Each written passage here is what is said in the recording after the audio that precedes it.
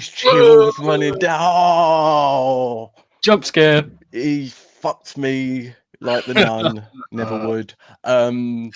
I was going to say, are those chills running down my spine, or am I just anxious to get into another episode of the Poproast podcast? But alas, you can't get too comfortable. What are we, 10 episodes in? We've had a jump scare. So, yeah. No, How you doing, Mr. Jump Scare Man? I'm doing great. Yeah. Happy spooky great, season. man. Happy October. Happy. It's a good times. time. Yeah, we're easing you in today with some comedic horror topics. We got some comedic horror topics. We got some comedians talking about some previous projects. We've got a hit TV series, also a little bit spooky for your ears pleasure, and also, Gonna pop a on movie review. We got a good old new movie review in there for you. Not spooky, but it is scary. But we'll get into that. What's going on with you this week? How has it impacted you being in the seasons of spookies? Oh man, well, stuff's been going on. Not so much spooky stuff, but just got back today from Derby. Played at the Hairy Dog. Hairy Dog. It's a pretty cool venue. There was a fucking mad bill of like 11 bands, including us. Unfortunately, we had to fucking play first, so we played to like 2 or 3 other bands and about 5 other people. So a total of 20 people. But yeah, it was fun nonetheless. Got to check out a lot of heavy bands. Had a few drinks, but was feeling a bit worse for wear. Not gonna lie. Did the 3-hour drive home this morning. Yeah. Fuck. Yeah. An American hairy dog in Derby, as it were. There you go. It was cool. They had an arcade in this bar, by the way. Nice. A big old fucking Sega Rambo game, which we were like, oh yeah, definitely playing that later. We didn't get around to it. But... Nah, that's fair. But yeah. Oh, that sounds good though. Yeah, it was fun, man. What you been up to? Oh man, I've just been like open micing it about. Of course. So that's going on quite well from the last time. Got to know the Big Cheese. Oh yeah. Which we said somewhat ironically before, and now I'm switching gears, and now it's like it's a term of endearment because I'm not here to upset anyone on the Poproast podcast, all right? I'm just here to make friends, make connections, and get connecting with friends with those connections that I made. But yeah, no, it's good. There was some fun choices made by some other people that were performing there, including one guy who announced that here's a song that I finished writing yesterday, and then proceeds to encourage everyone to join in with the chorus. You wrote the song yesterday. We don't know the fucking chorus, mate. Sorry. Did he tell you the chorus? Did he tell you the word? No, not until we got to it. As in the natural, progression of things, we got to the chorus in due time when it was time for the chorus. All right, just fucking throw us on the back foot, mate. This ain't your fucking improv club. Like, give me a break. Anyway, no, he was good. He was all right. He had like a Huey Lewis and the News kind of vibe. He was singing to backing tracks, but he's like recorded all of the stuff himself, and it sounded pretty crisp and pretty clean. So I definitely I was chatting to him. I got to find out like what his recording setup is, because it sounded proper good. Yeah. So yeah, no, I liked his stuff. I just didn't know how I was supposed to join in. Like, I wish I had the confidence to tell everyone to join in to a song they don't know yet. Maybe he's been there before. I don't know. But yeah, It was good. Nah, I got invited to sit with the with the other people at the next one. Hopefully they still remember that offer in a month's time when the next one is. I'm sure it will. You know, because I'll be holding on to that little nugget for a whole month, like the cable guy. Like, I'm ready to be friends. You know what I mean? Buddy. And it was just a throwaway thing that they said, and they don't even anyway. I'm sure it's going to be fine. Yeah, man. I'm sure Keep it's updated. absolutely fine. You know, and it's also fine, George, for the if you're a member of the Writers Guild, you must be feeling pretty fine. You got your terms tentatively agreed to, is the term that I was hearing thrown around Yes. a lot, which means that, you know, concessions were made, hopefully on both sides. But you know, they're getting an increase in the residuals. They're getting, like, the writers, you know, getting to, like, choose the amount of writers they need, you know, all this kind of stuff. You know, there's insurance policies against AI and how that's going to be used in, you know, creating content moving forwards, and protections around that. So it sounds like, you know, the good stuff Positive. is getting good, you know. Yeah. So right on for the writers. Hopefully the actors not too far behind. As Bon Jovi said, whoa, we're halfway there. So, you know, watch this space. Living on a prayer. I'm interested to see how that AI insurance stuff works. Like, you have to show your workings and like, how it was used. Or... Yeah, well, I know one of the big fears was that, like, studios, like executives, were just going to come up with, like, concepts for movies, feed it into an AI, and then get a writer to come in and punch up the script, and then the writer gets a fee for just punching up a script, as opposed to, like, what they would have done writing, you know, a script from scratch like you would do normally. And obviously, you know, people don't necessarily want movies churned out by an AI either. So there's a lot of implications there. But I know that was one of the main points of contention. But another thing is that an AI can't be credited or like for anything. So it can't, an AI program can't be given ownership over an idea or a script. So yeah, that's probably good. Yeah. I don't know why we had to fucking have a whole load of meetings just to decide that, you know, the machines that we make, that we own proverbially, don't own the things that we use them for, unless you go ahead and give them too much sentience. But I will not get ahead of myself. No, we'll leave it at that, I guess. We'll leave it there. But some fun stuff, fun conversations, some interesting things. And I'm glad that things seem to be moving in the more wholesome direction available for the time being. Anyway, moving on. And somebody who's apparently not a fan of moving on, I say that tongue in cheek, of course. I see where she's coming from, but in a recurring theme for our show, celebrities being salty in interviews and you know, just really popping off, you know, as we might employ the namesake of this very show that you're watching. By the way, don't forget to click like, click subscribe, leave a comment, do all the things, anything you can click on.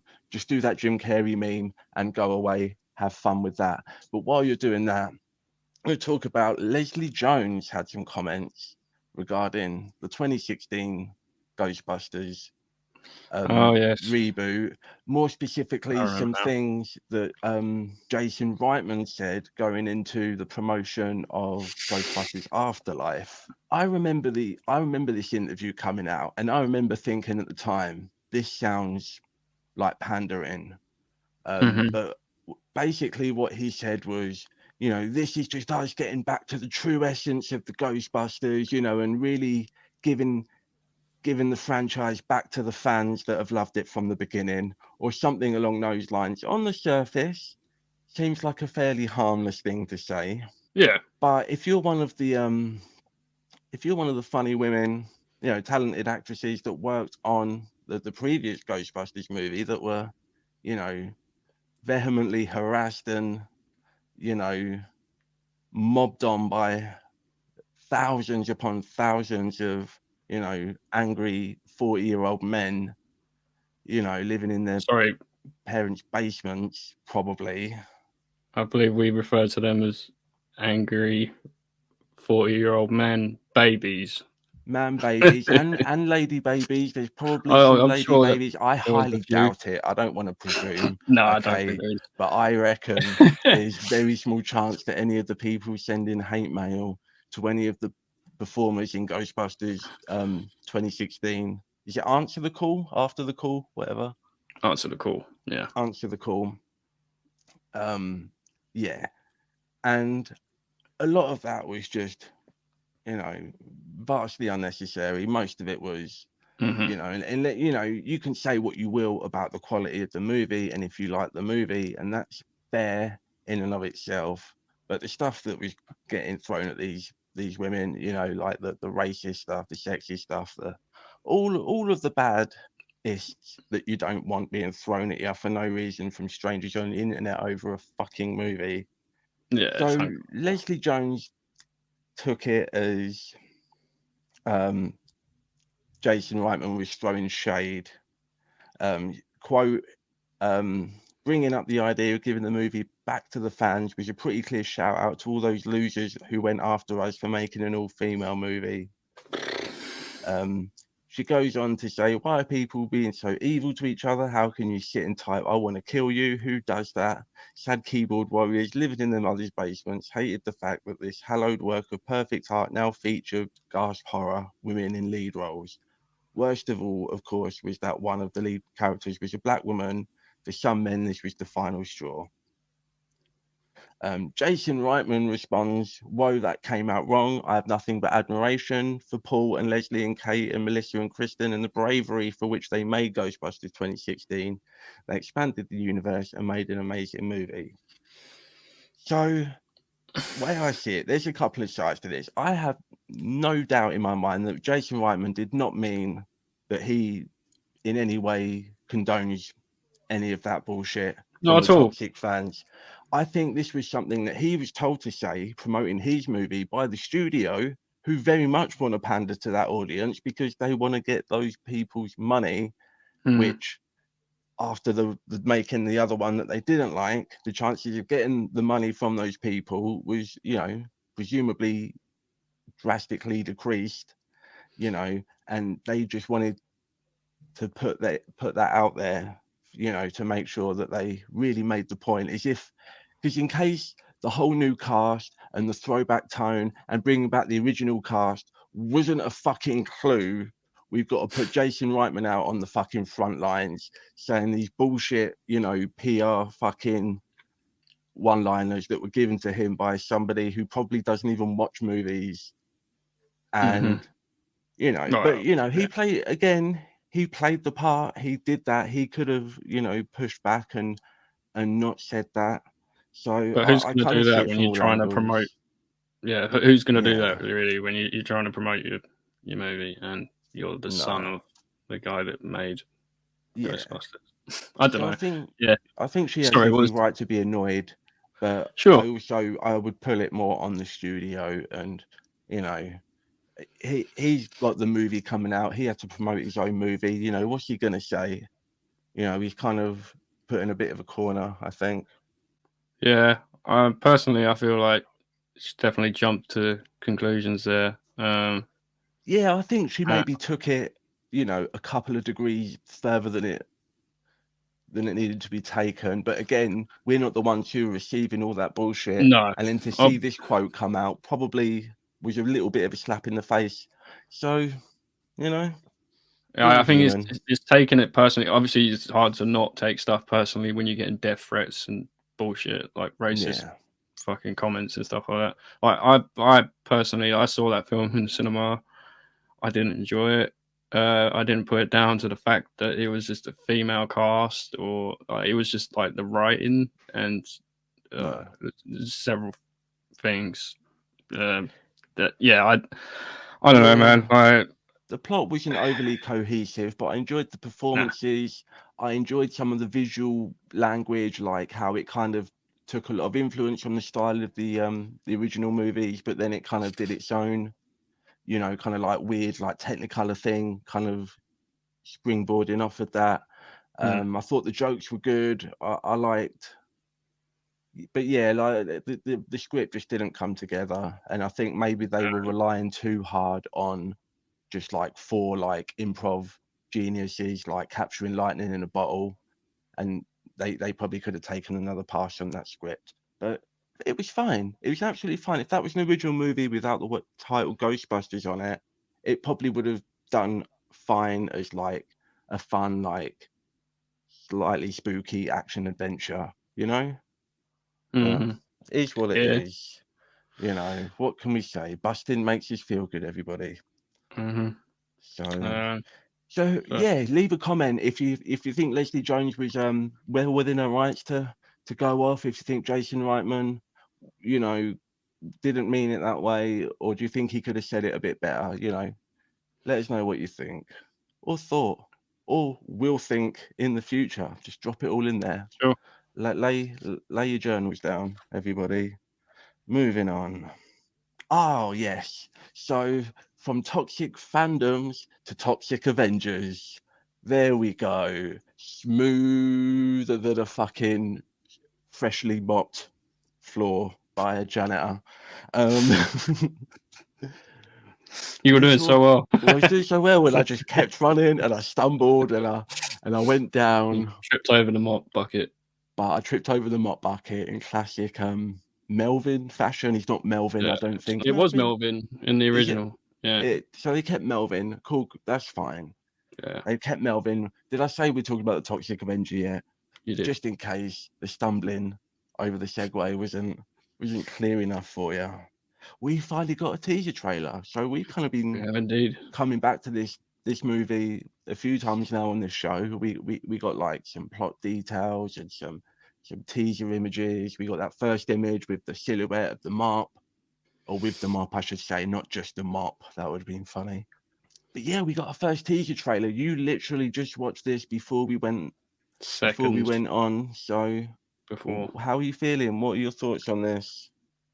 Well, it definitely seems to have some, at least, of the Troma charm to it.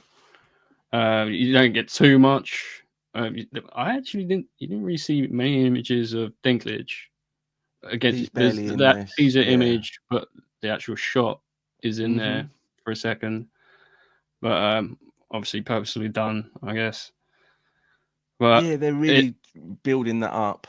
Yeah, you got like the newscaster images. Yeah, it definitely it does. I'm down. I said before I'm excited to see how this plays out. After seeing this teaser trailer, I'm even more excited. Like, yeah, you only got you got a little bit of gore there, which I'm correct. Macon Blair said that the majority, or if not all of it, is practical. So yeah, there'll be some touch ups on stuff, but of course it's the same for every movie. You know, even just like editing the color of the sky or something. You never know these days. You know, Hollywood's a lie. People get out, run for your lives. But yeah, no, I thought this was fun. Been really eagerly anticipating to see, like, get a feel for what the tone is going to be. How close are they going to keep it, or be able to keep it to the original Troma vibe? And they, you know, you can definitely tell it's not fully in that direction where the characters are just like out and out cartoonishly hysterical all the time for no reason. Yeah, I don't know, but there's definitely some of that energy in this. It reminded me like very much like a hobo with a shotgun kind of vibe, which is exactly the kind of vibe this needs to be going with. That's what you want. That's pretty much what you want, which I think is a, you know, kind of over the top, gnarly, you know, violent, kind of aesthetic, but, you know, not too cartoonish, and, you know, there's still some level of, you know, tangibility to it and believability in the characters. From what we see in this one little like diner scene, it seems like this gang, the nasty lads, The nasty lads. the nasty lads are taking over a diner, and Toxie's gonna come in and he's gonna wipe them all out in grotesque ways. We see some sort of blade to the mouth there, you know. That's like, yeah, Good that's stuff. again, It's a that's good start. pretty much. I'm guessing a reimagining of that scene. Where I think it's the first scene. I might be wrong. Where Yeah, it's Toxic, definitely where a homage to one of the scenes in the original. he takes of out the a diner. bunch of the goons in the fast food restaurant or whatever. Yeah, and he's like running their faces along the counter and chucking them out the window. Pretty sure he And put someone in a deep fryer or somebody in a something deep like fat fryer. We've got to get the deep fat fryer going on. If we're doing this, deep fat fry that bitch. Let's go. that. Yeah. But yeah, There was some interesting quotes from the director saying about the process in which they filmed with Dinklage in the title role there. But it's not actually Peter doing a lot of the movements for the Toxic Avenger. It's a tiny British actress named Louisa Guerrero. Portuguese, complete badass, 110 degrees, 30 pounds of foam makeup, motors all over her face. So she's some kind of like body movement, stunt kind of, dance, what have you, expert of some kind. Yeah. And what they're doing is Peter Dinklage acts out all the scenes the way he wants to do it. Then she looks at that, she goes in, she does it in her way, and then he goes back in later on and puts the dialogue over the top, and they're mixing everything together, which All right. sounds like Yeah. a lot of extra steps, but it sounds like they definitely have a specific goal in mind. Yeah. A goal in mind, that a specific kind of look that they want to get here. I'm hoping that means lots of like, weird gurgling, melty movements and bubbling, like practical bubbles and spits and and all of that kind of stuff. So hopefully they're fucking up the screen like I'm fucking up my mic. Anyway, we still haven't got a release date for this. We have no idea when it's coming out, even if it's going to be theatrical. But as we said, it seems like the momentum is definitely picking up here on the promotional side, so it can't be that far behind, one would imagine. I'm guessing next year at some point. Yeah, probably. If I was having a guess, I would say like a February, maybe like between like January, March next year, we might see this get a limited theatrical release. If I was having a guess. Yeah. Yeah. All about it. Here for it. Ready. Absolutely. So from films we haven't seen yet to films one of us has seen already. And I won't say this is a big one, but this was an anticipated one, especially for me. It seemed like there was a lot of positive buzz going into this movie from the last few screenings that it's had at like festivals and then coming into like the premiere and stuff. I'm talking, of course, about Gareth Edwards, the creator. I went to see it this week on Wednesday or Thursday. First showing when it came out. It was just 3:00, just tucked at the very end in like what was probably the very first screen that this place had 100 years ago. Felt like Jack the Ripper was probably watching this with me. There was like this weird empty room that you have to go in before you get in there. That's Cineworld. Yeah. Yeah. So there's like, normally in all the other screens, you go through the corridor and there's, the various doors for the various screens, and you just walk in the door and you're in the theater there. But this one, you walked in the door and you're just in like this, I don't know, this like 6 meter square empty room, and then just another door on the other side, and then you walk through that door and then you're in the theater. It's like, what the fuck was that? I do not need that kind of fucking existential shit going on. Like, if I just walked into the mirror dimension, I'm going to walk through this door and I'm just going to keep coming through the same room again. You know what I mean? Like, that's what I was ready for. But alas, it was fine. I see the creator. I didn't know much at all going into this. I just heard it was good. I like the director, Gareth Edwards, done Godzilla, he done Rogue One, and he did a small independent movie called Monsters, which you totally should check out if you haven't. So I was Mhm. excited for this. I didn't watch any trailers. I didn't know really anything about the plot. And I just knew it was a sci-fi movie called The Creator. You kind of have your vague ideas of what you're going to be getting. I figured it was going to be heavy, it was going to be deep, it was going to have big ideas and, you know, big scope, which Gareth Edwards is known for, you know, especially with something like Godzilla, where every, you know, part of the frame is absolutely matters and needs to be used, you know, to create that sense of like, you know, scale or what have you. He Sure. absolutely employs that in this. I don't want to go too much into detail on this movie with the plot because, again, I didn't know much and that definitely worked for me. But this has Right. got shades of like, it's like District 9 meets like Witness. Um, there's some elements of this, it's almost like Tarantino. You know, if Tarantino was directing like a Terminator prequel. It's very AI influenced. The plot Mhm. revolves around AI, and how it's developed is set in the not too far future. AI has become involved in our lives in various ways throughout the years, some good, some not good. And as you're moving through this movie, through your lead, John David Washington, who's on the look for his ex fiance or something. I won't get into the specifics of why they're estranged and what have you, but he wants to get back in touch with with his with his love of his life, George. He's missing the love of his life, Mhm. and like all of us, he's contemplating what it really means to be human, and what it means to be human for this guy is I want to get back to my wife, but then there's a job that's come in. I'm like a special for or an ex-special forces guy in this like dystopian future, and I get this mission, and now I need to do this mission, but also I need to get back to my lady.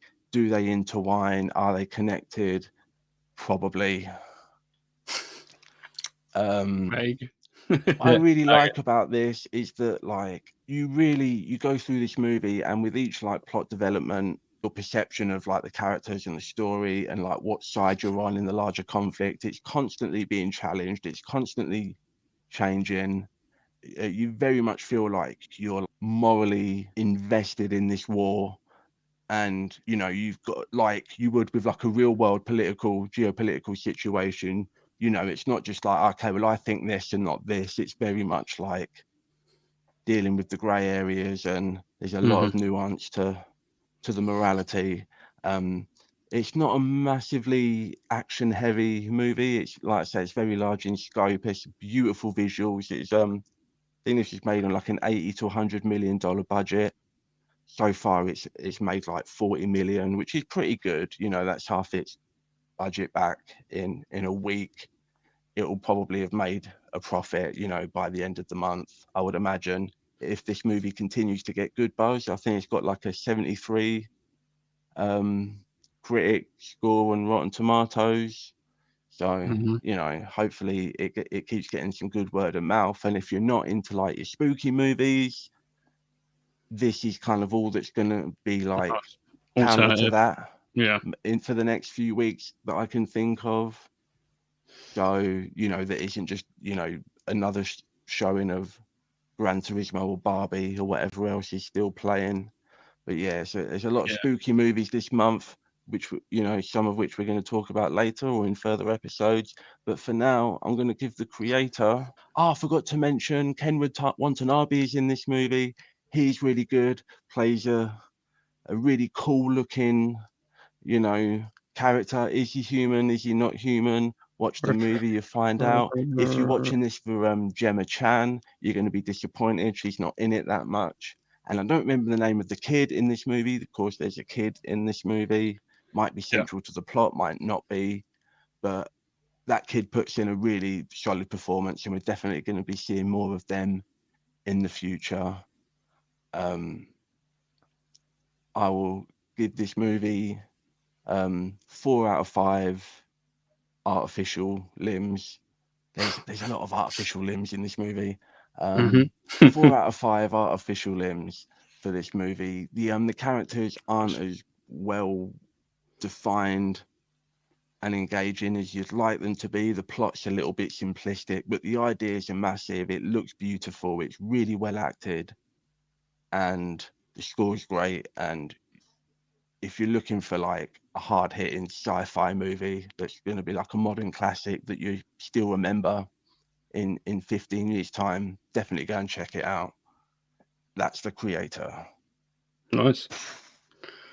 Enjoy, everybody. Let us know, drop in a comment if you enjoyed it, or if you didn't, or if you're going to see it, if you rather save your money and go and see one of these 20,000 horror movies that are coming out this month. Let us know what you're going to do, what you're about. Yeah, nice. Yeah, I feel like an idiot because when we spoke about this last, I was like, oh, I know nothing about this, but I saw the fucking trailer when I don't know if it was Blue Beetle. I know I saw the trailer in the cinema. Yeah, I remember thinking, oh, this looks interesting, but yeah, it just completely skipped my mind when we talked about it last time. But it's definitely good. Yeah, and for sure. If you get a chance to get this into your eyeballs, then do that. But we're going to have some busy times coming up. So, for sure. you know, no harm, no foul. If you don't, it'll probably be on streaming by like, you know, next month or, you know, Christmas at the latest, if I was having to guess. I think I'll probably end up checking it out in November at some point when I'm, you know, have my fill when you're lurking about in the shadows there, George. Is that when you're going to watch it? Turn them lights down low, get some shade, you know, draw those curtains shut, everybody. Keep that sun out of your eyes, out of your screen, off of your shit, because we're talking about what we do in the shadows, everybody. We've been teasing this for a little while. It's been a few weeks in the pipeline here. Yeah, since we originally decided that we was going to talk about this, because one of us who hadn't seen it just randomly started watching it and ended up watching all of it, seasons 1 to 4 at least, in the space of like a week.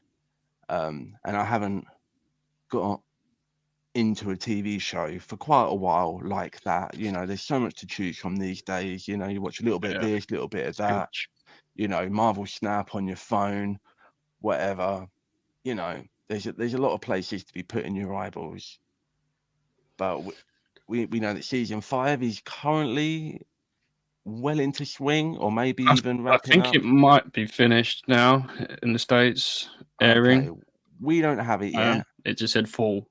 So yeah, you know, in the next couple of months, we should hope. But we were going to talk about it last week, and then we was like, no, we might as well wait. I think we was going to talk about it about we put 3 it off weeks a couple of times. Yeah. Just didn't get around to it. And then it's like, well, we'll wait till season 5 is wrapping up, then we'll talk about season 4, and then hopefully in the not too distant future we'll be able to swoop in through the window and do another episode where we talk about season 5, which Definitely. I'm very excited to see. I'm hearing good buzz in the few places that I, you know, would hear buzz, you know, so not loads, you know, it's not like, I don't know, depends who you talk to, right? Because sometimes it seems like this is like one of the most popular shows on TV, and then other times it just doesn't feel like one of the ones that really gets talked about that much. Is that just my perception, or no? Definitely how not. was you feeling about this show going into it? What had you heard? And you know, give us a little bit of that. Well, funny enough, I was introduced to it by an ex who was not into horror stuff at all. Right, like you could not get her to watch a horror film. Heathen.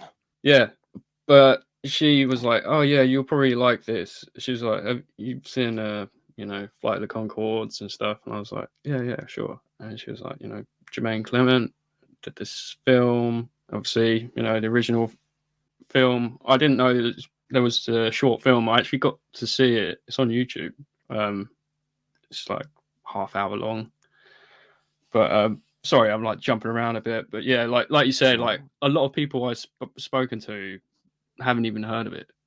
I'm just like, oh, you need to check If it I was out. having a Like, guess though, George, I would say that I reckon there's a good chance that your ex's ex was into horror movies, and he was like, if I get one that's like a funny horror movie, I can get her to watch that one with me. So he shows her What We Do in the Shadows.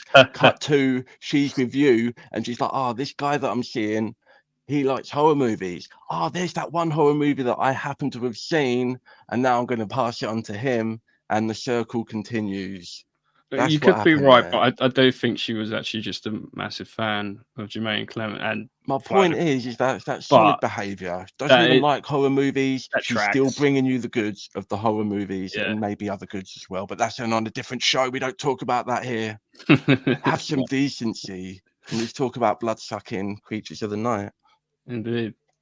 Where do we start? So, like I alluded to, it was a film, 2014 that came out. One of my faves. Yeah, great film, written and directed by Taika Waititi and Jermaine Clement. And it's a mockumentary about a group of vampires living together in a flat in Wellington, New Zealand.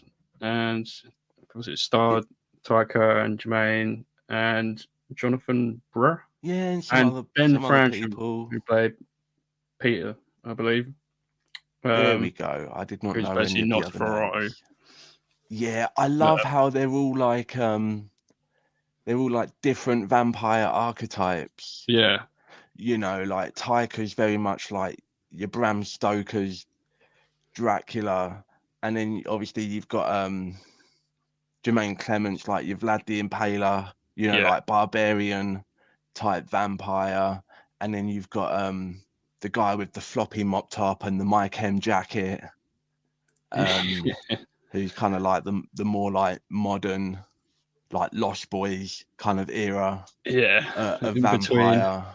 And then you've got Peter, who's basically just Nosferatu. And then Peter's like Nosferatu, who's like OG, you know, 1940s silent movie vampire that they, you know, and they so I was like dubious when I heard about they were doing a show. I was like, it seems like those kind of characters and that magic probably can't be recreated, and even if it can, it's going to be like such a different thing.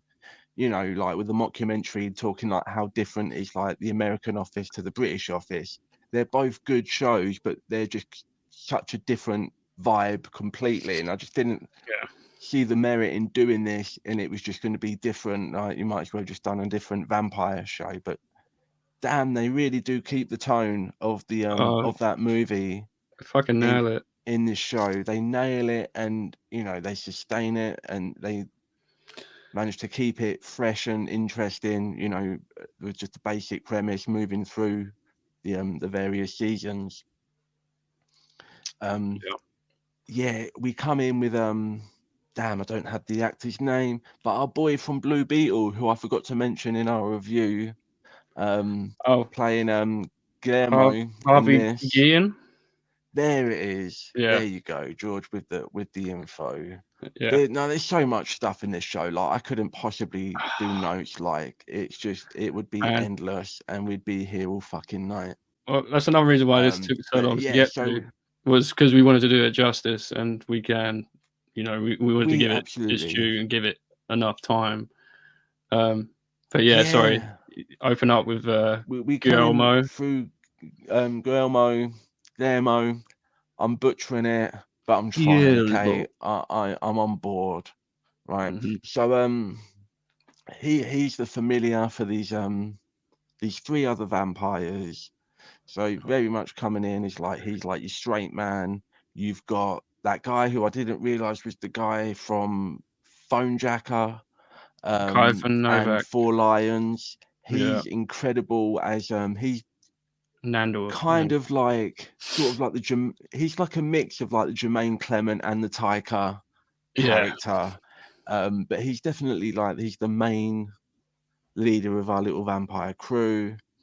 And we've got Naja and we've got Laszlo, who are fun loving frolicking vampire couple, who we'll talk a bit more about as we'll get as there. we get into this. Are you forgetting someone who lives Forgetting in the house with them? Mr. Colin Robinson. Colin Robinson. Jesus Christ, where is my Yeah. brain? How could I forget Colin?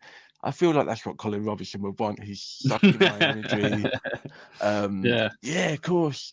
I had a feeling. I was like, there's 4 people in the movie. So it's like there's 4 in the show, but no, there's Colin Robinson as well, who's an self-professed energy vampire. Yeah. Um, Which is something new, which wasn't brought over from the film, no, I believe. that wasn't Might have been in alluded the to, but yeah, when they first energy introduced vampires. that, when they first introduced him and they said like, "Oh, I'm an energy vampire," I was like, what's this is feels like it's going to be like a gimmick.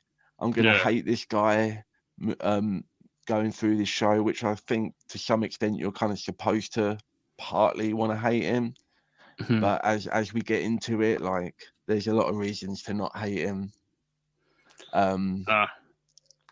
But yeah, what characters kind of stand out to you, like as you were going into this, and who do you feel like you most kind of connect with as your focal point throughout the series, or does it change?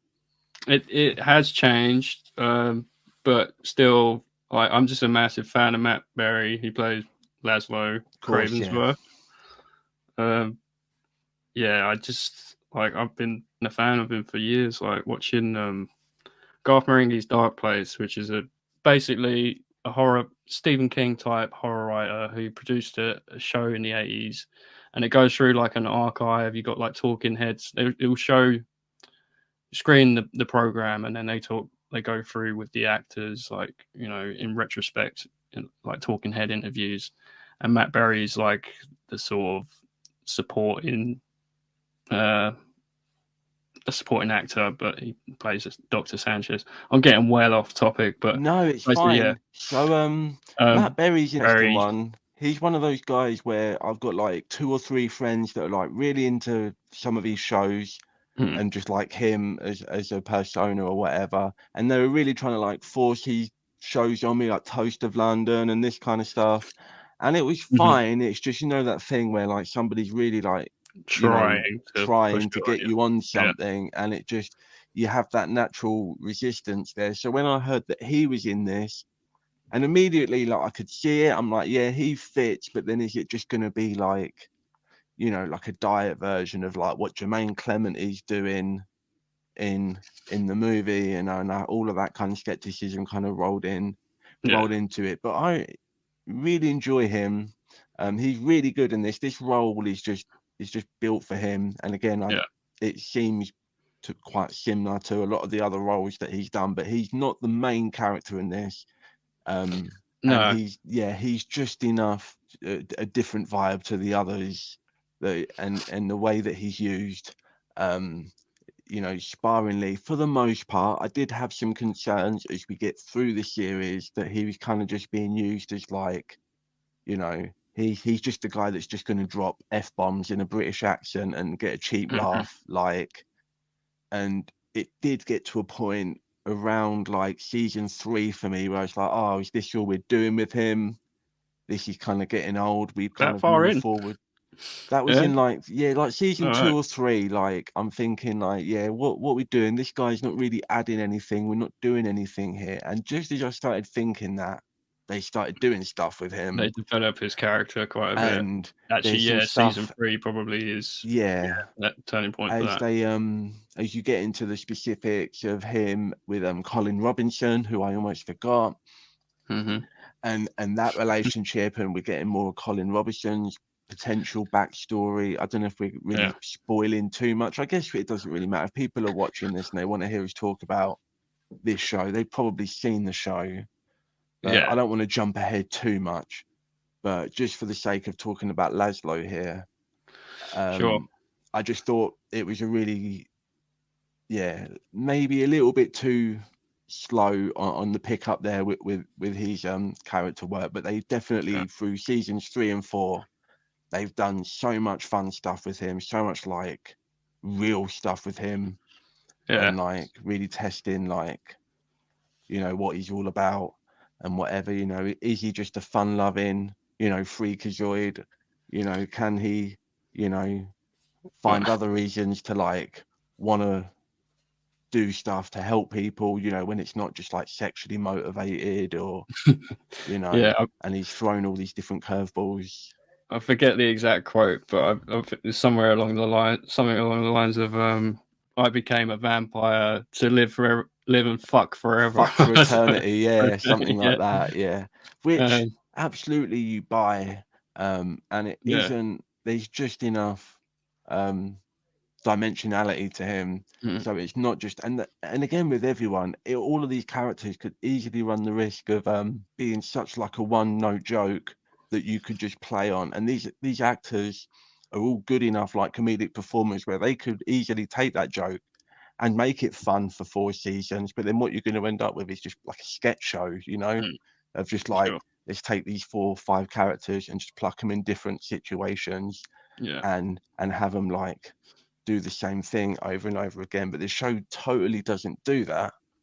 One of my favorite things about it is how it sort of slowly and consistently, like you've got your core concept of like your 4 or 5 characters in the house and they're vampires, and then just slowly, episode by episode, they just start pushing and prodding and expanding like what you can do with the show, you know, in terms of like the lore and the characters, and like, you know, even stuff like with how it's filmed and like the different kinds of effects they're using, and like really testing the boundaries of what you're going to let them get away with, you know, as it kind of, you slowly get more and more immersed in the world, and it just gets more and more ridiculous, but you're just still, you know, at the core of it, you're still stuck with these, you know, these people that you really, you like and root for some reason, even though they're killing people, which interesting, and obviously it's a very obvious choice, but you rarely see them kill anyone in the show.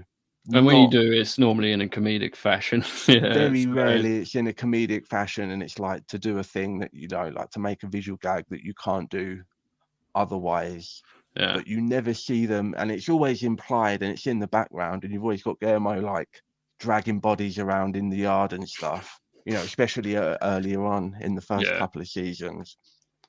But you never linger on like, you know, all the horrendous things that these people are doing, even like just ways, but not even the people that they kill, but like sometimes they just fuck with people for like petty childish reasons, and then they have to like do other stuff like to like cover up their mistakes, and it kind of, you know, and there's very rarely any like regard for like the real world implications of like some of the actions that they're having. But again, a lot of that stuff is like, it's just implied, it's not on the screen, which works really well, you know, especially for the budget. Definitely. And just to touch on like you're saying, like the way things are shot, that is like one thing I noticed upon like revisiting some of it, which is sort of a carryover from the original film. Obviously it's like a lot of handheld shooting, like it's a camera crew following them around the whole time, but like there's some shots are like almost distractingly like shaky, but like it's still like, it doesn't really take away, it only adds to, you know, the style of it. But then also like the effect shots, like when there's like, you know, fight scenes, and then, you know, transformations into the like bats. Bat, I love that every time fucking Laszlo, like, because only he has to say it, nobody else. Well, has he doesn't have to say it, I don't think. I think no, they do address it at one point. He's just like, well, why wouldn't you want to say it when you turn into a bat? Like, it's what you are. Like, great choice, and totally fits within his character to not be annoying.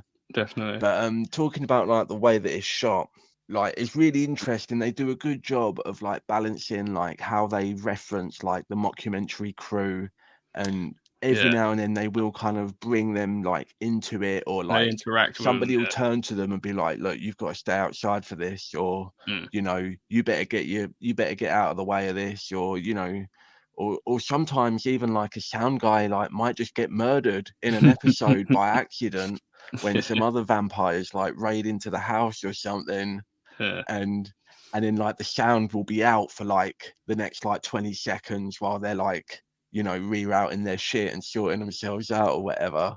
It's pretty funny. It's good yeah, stuff. definitely. It does sort of that idea does kind of tie into like one of the few negatives that I do have about this show, but I don't know if I want to get into that just yet. But Fair. All right. yeah, So, to there's something else about the way that it's shot. Like they use the mockumentary format enough in a way to like to work with the effects, and like the effects are obviously like, I don't want to say crude, but they're like very like sort of matter of factly kind of just, you know, you can tell it's just like a small team, and yeah, they've not like inflated like the cost of what they need to like pull some of this stuff off. And it's just all, you know, they use the, like you say, like the camera shake and the wobbles sure. and stuff Yeah, to like, and you know, and it brings personality to the camera crew as well, even though you don't really hear from them or see them. But like you're for saying, sure. you can kind of get a feel for how they're like maneuvering through the situations just in the way Yeah, that it's being shot, and the movements and stuff, which, you know, is really effective. And not only is it like funny, but also it does like you know, it does bring a decent amount of tension, you know, considering it is primarily like a comedy show more than it is a horror show. But sometimes you really do definitely. feel like the weight of those camera movements, which, you know, which I think is really really well done. So hats off to the camera crew, both the real camera crew and the Indeed. fake camera crew, whatever. I don't know how that works. Do they, I always wonder that. Do they just have like the actual camera crew, and then they just like use their voices, I'll have to look into and then they that. just turn around? I imagine it's just like, your Yeah. standard camera crew, but Because I yeah, know, like saying when they sorry, when they film, when Wes Craven filmed New Nightmare, and there's all Mhm. like the behind the scenes, like on the set, like meta stuff. As far as I'm aware, he was literally just like, why am I going to waste money and like pay for all these like production people and all these chairs and lights when I can literally just turn the camera around and it's all there. Yeah, fair So point. you know, I always love a bit of that pragmatism in a horror scenario. Yeah, and then something. Yeah, just speaking on some of the writing, like the first couple of series or seasons were written and directed by Jermaine Clement and YTT. What was Yeah, they seem what's his fairly name? hands-on, Taika. at least for the first half. Yeah, and then from season 2, you have some different directors. It's Kyle Newerchek, who worked on Workaholics. I'm not sure if you ever watched Yeah, that at all. I've heard of it. Yeah, it wasn't bad. And you've had a couple of different directors throughout, but it's maintained its style and like Yeah, for sure. it's Overall, but I do think there's a good job of like bringing in like different voices, and you can definitely tell where different people are coming in. Like, you know, what if we had like a talking doll character? You know, can we pull that off? Can we pull off like having multiple versions of one person, and do these different scenarios? You know, can we not only can we do it visually, but can we take it, you know, with as seriously, but also, you know, just enough like tongue-in-cheekness to it that we can, you know, get the audience to buy into it, and it's not just like a gimmick of the week kind of situation. Like every time they sure. introduce a new element, it feels like what, like weighted and earned. You know, like they can put in like, you know, like the cloak that turns you into somebody, or they can bring Mhm. in different versions of Colin Robinson, or introduce like new powers and new twists to the lore. Yeah, And it it's always doesn't just feel expanding. like jumping the shark every week. It just feels like a natural progression of the Yeah, universe. but that's the great thing about vampire lore. I guess, because it's There's a it's lot of room to do some yeah, fun stuff with. Yeah. there's a lot of history to it, and you can obviously there's a lot of pop culture references with Yeah. vampire cinema. Yeah, well, Guillermo says like in the first episode, like he's wanted to be a vampire since he saw Antonio Banderas in Yeah, Interview with a Vampire, and yeah, that actor being about our age, that's totally the image of what he would have had in his head of a vampire growing up, yeah. And we need to talk And more about him as well because the wrestling there with the conscience of like. First he's just like your typical like familiar, he's just subservient, he's a little bit like he's rolling his eyes and he's got that like almost like motherly love for these characters, even though yeah, they're like just ruin his day and make everything like a living hell yeah. for him with very little regard to him. No, But I we mean, really you really feel the conflict in some episodes, like the one where he accidentally invites his friend to the party who's the virgin, mhm. and like he's like having a panic attack. He's like, I can't believe like I didn't mean for this to happen. I've invited my friend to a party with vampires. Like, what have I done? Like, you really feel like that crisis of conscience, and Yeah, like you're not sure, like any given moment, like what is he going to do? It doesn't always feel like, even though it is, at its core a sitcom, it still doesn't always feel like these characters are resigned to like this role, and we can like manipulate the status quo to a certain extent enough where it's going to make it interesting, and it creates, like personal stakes between the characters, no pun intended. Um, just natural punnage here you get on the Poproast podcast. there It you just go. can't be helped. Just we opened the floodgates or the bloodgates, and it keeps on pumping through the old arteries there. Fantastic. Fantastic. So yeah, do you Yeah. So how do you feel going off of that? Like would you say that Zaslow was your favorite character, or yeah, getting do back you to that. generally gravitate to Guillermo All right. Well, Guillermo is a weird one for me. Like you say, he is sort of understated to in begin a with? way. Yeah. Yeah, to begin with.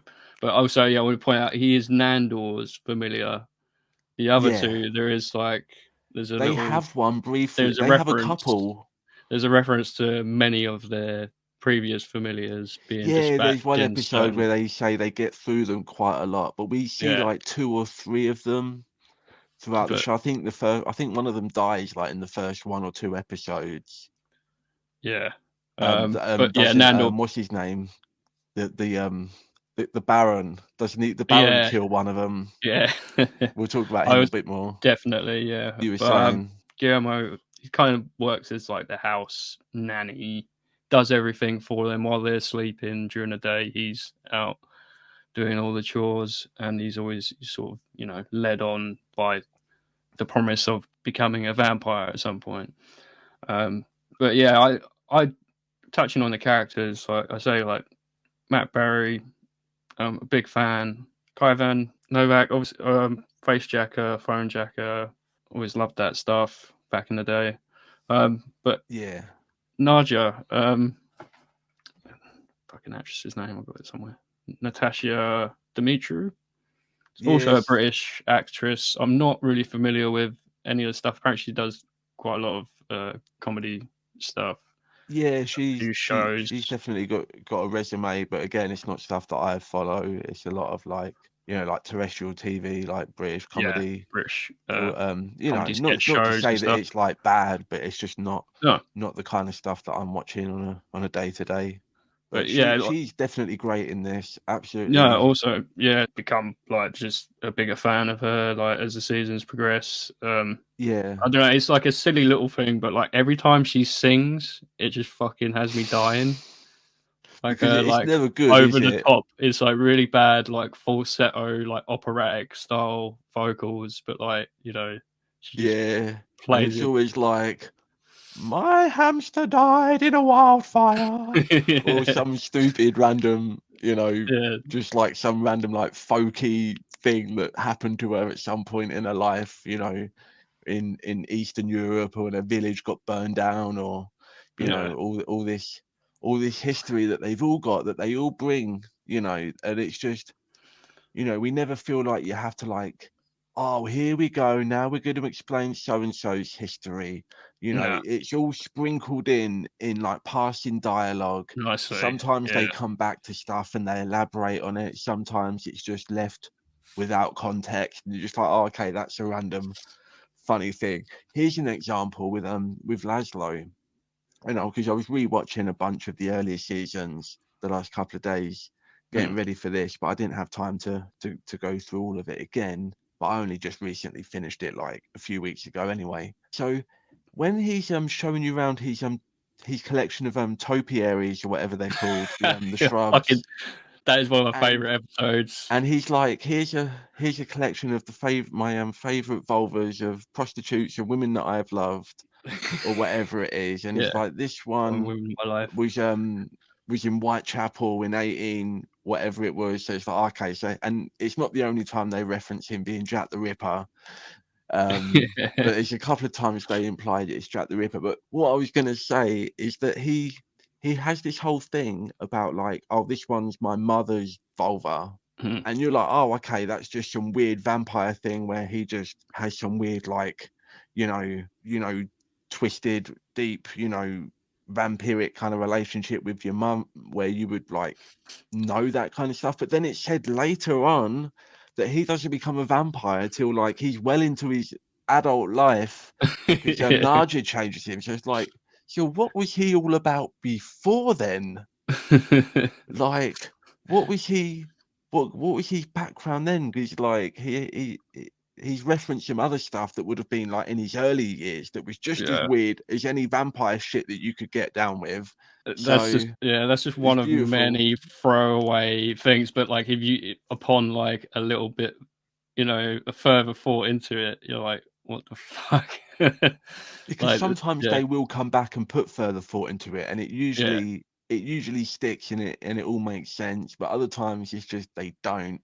And uh, yeah, the balance of that is done just enough where it's not like they're doing it just to make the characters seem like mhm. more elusive and interesting than they actually are. You genuinely feel like, you know, the history with everything that they say. Like these actors seem like they clearly go home and they think about this stuff. Like, and I reckon that if you ask Matt Berry, he would know in his head like what Laszlo was doing for like the few hundred years that he's been like kicking about, you know. Yeah. And I feel like they all have that, especially Nandor, who we haven't really talked about that much. Nandor the Relentless. But how Yeah. you feel about Nando? Because I think, I don't know, because sometimes it's like, well, yeah, he's supposed to be like this. He was this warrior, like this leader. He was Mhm. like pillaging villages and like, you know, crumbling civilizations. But also like he's just a big baby. Yeah, he's a Um, big softie does for the most part. that play too much into the funny for you? Does that make sense for you, for his character? How do you feel about him? Oh, it is contradictory in that sense that, yeah, he was, you know, at once like this great leader, like this brutal, you know, warrior, and now he's just like, you know, kind of whiny. His time He's just like made been him softened. soft. I feel like that is for the most part for like, you know, the vampires in general is like, you know, modern day and age is kind of just, Yeah, you know, they've because gotten they don't, comfortable. yeah, They don't they have to sort of, like slaughter villages anymore. They can have no, somebody who's going to clean up after them and yeah, look after them when they're asleep and all that kind of stuff. but yeah, again, like, yeah, it's hard to like pick a favorite. Like they all have great points to their characters, but yeah, Nandor's like, I don't want to say he's not my favorite, but like, you know, there's so many great episodes where he's like the focal point of.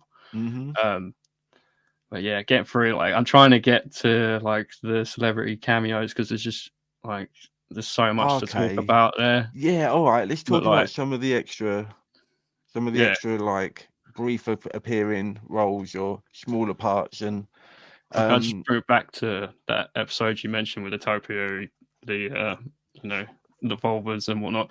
That's the start of the werewolf feud episode. That's like one of my favorite episodes, and that's also the other side plot concurrent is the Colin Robinson and Evie. Is that the lady at work who's the emotional vampire? Yeah. That's good stuff. There's some real good stuff there. Because with the with Colin and the Evie character, it's like anyone who's worked anywhere, you've met at least one of these people. Yeah. Like there are so many Colin Robinsons. There are so many Collins and Evies out there. Yeah. That you have dealt with. There are people that just always want to come over. They mean well, they're nice, and they just want to talk to you, and you don't always want to talk to them, or they overstay their welcome, or they stay on one topic a little bit too long. Yeah.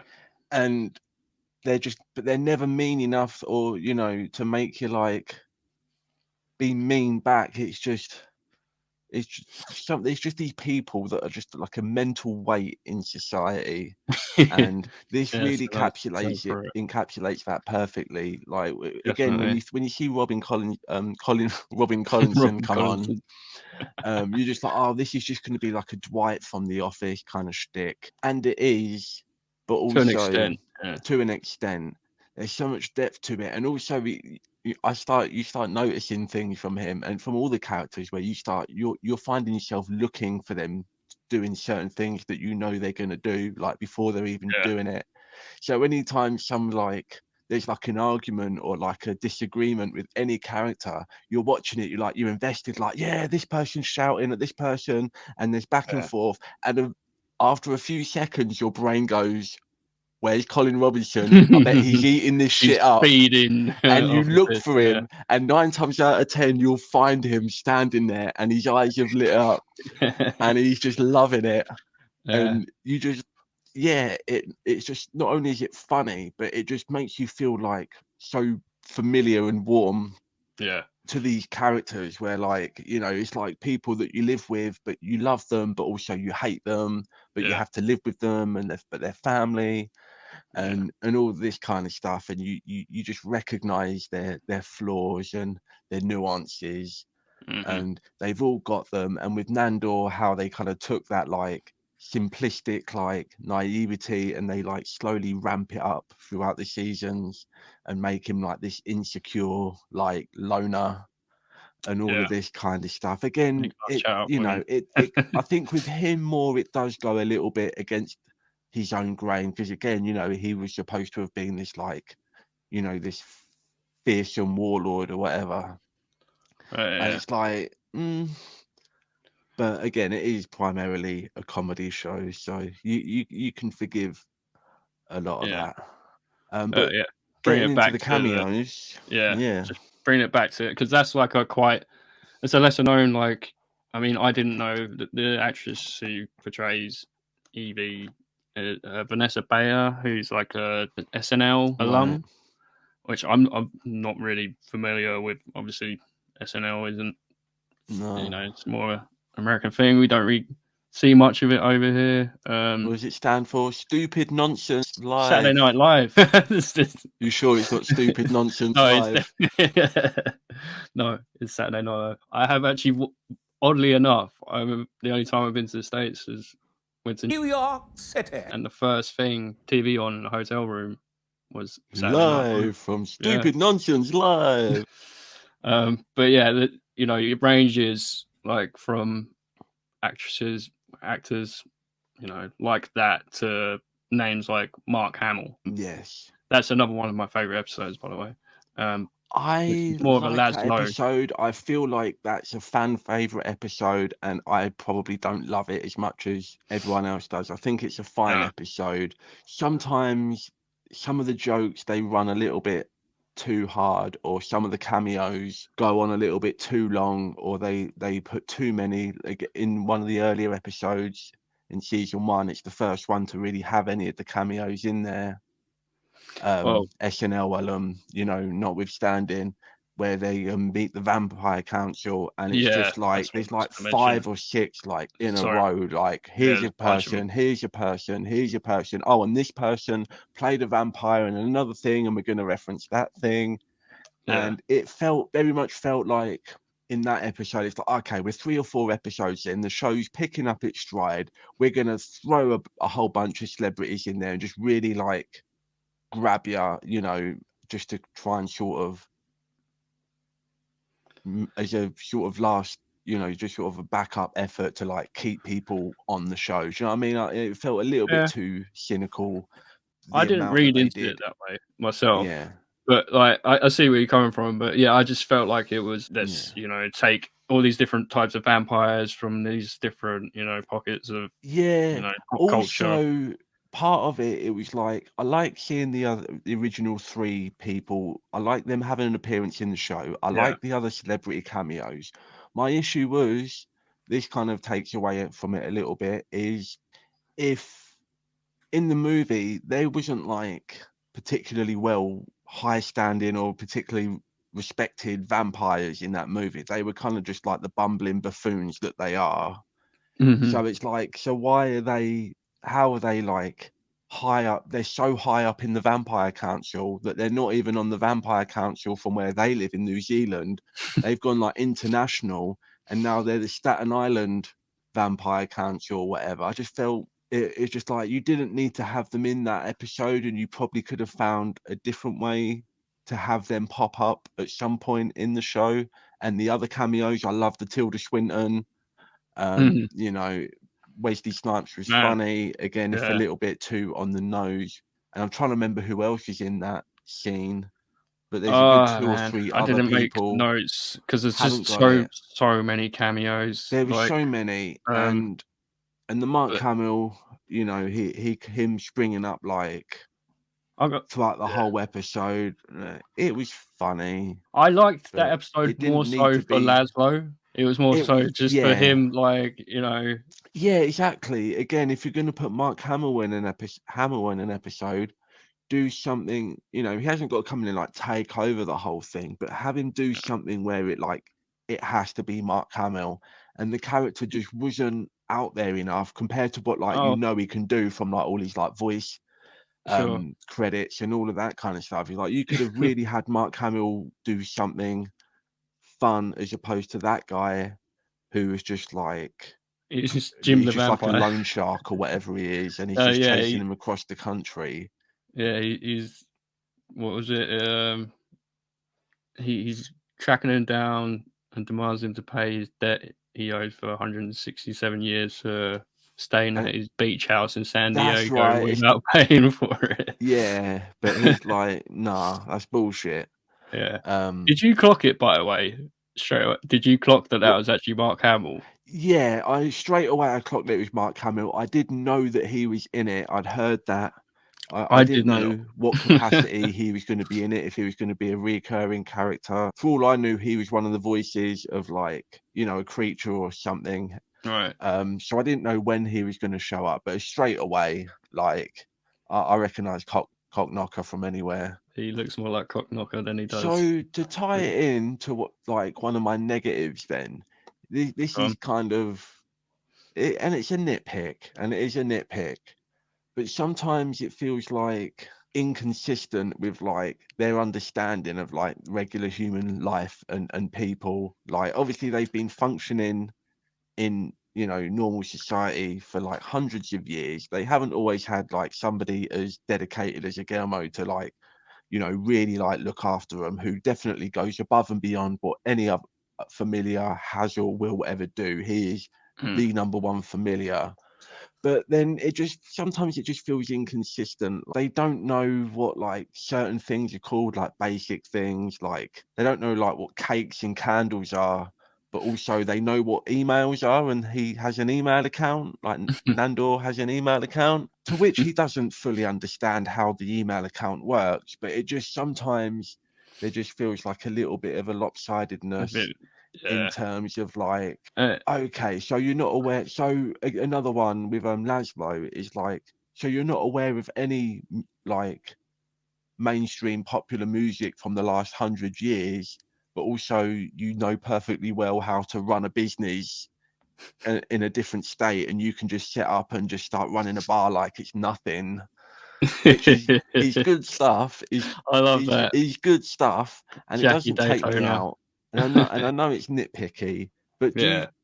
do you pick up on any of that? Do you feel like I have, but yeah, I do. It's definitely nitpicking. It's just more kind of silliness. Like again, like that episode that I mentioned, like the Mark Hamill one, that that had a different vibe to it, where it was like there was more like just silliness, like with the people in the bar yeah, that he takes over, like they act up even like just like sillier than yeah? normal like humans. That's Saying that, another like thing, is the humans are really simple, most of yeah, them. Like, they get away with so much stuff that so many people would question, and then even if anyone does question it, they kind of just fall back on, like, they can just hypnotize you and make you forget it, yeah, which once or twice does go wrong, but generally they're able to, like, any mistakes that happen with, like, regarding like interactions with like the regular world, they seem to be able to fix pretty easily. And yeah, like when they're like dealing with like the internal like vampire politics, or the politics with like the werewolves, or the different, you know, like fantastical stuff that happens, I really do feel like there's weight and tension to it, even though it's a comedy show. And I like there's definitely consequences, you know, like yeah. somebody will burst in and then all of a sudden they just get murdered out of nowhere or whatever. It definitely feels like, you know, there's verisimilitude going on. But sometimes I just think with the interactions with like between the fantastic world and like the real world, it just seems like it's too inconvenient to like let that cat out of the bag, so they just always have to neatly resolve that stuff. And I Mm, just wish, you know, like in the movie you've got that scene where the cops show up, right, yeah, and even though it is funny, you still feel like, oh fuck, how are they going to like navigate this situation? What happens if the yeah. cops find out? Do the cops know about vampires? And there is a little bit of like, you know, there's a little bit of fear inducing, Mm. like sweaty palmness going on to that. And I just don't, there's not enough of that in this show for me. And again, I know it's supposed to be like a sitcom, but considering they don't hold back in terms of like leaning into like some of the wacky shit, some of the, you know, the mystical shit and the spooky shit, you know, like visually with the effects and stuff. I just wish every now and then there'd be a bit more of like a concern with like, fuck, what somebody did find out and now that person ran away and they've told somebody else and we couldn't hypnotize them. And now we're going to have to like deal with that, you know, just a little bit more. Yeah, I mean, You know where I'm coming from? I'm sure. Yeah, Am I asking too much?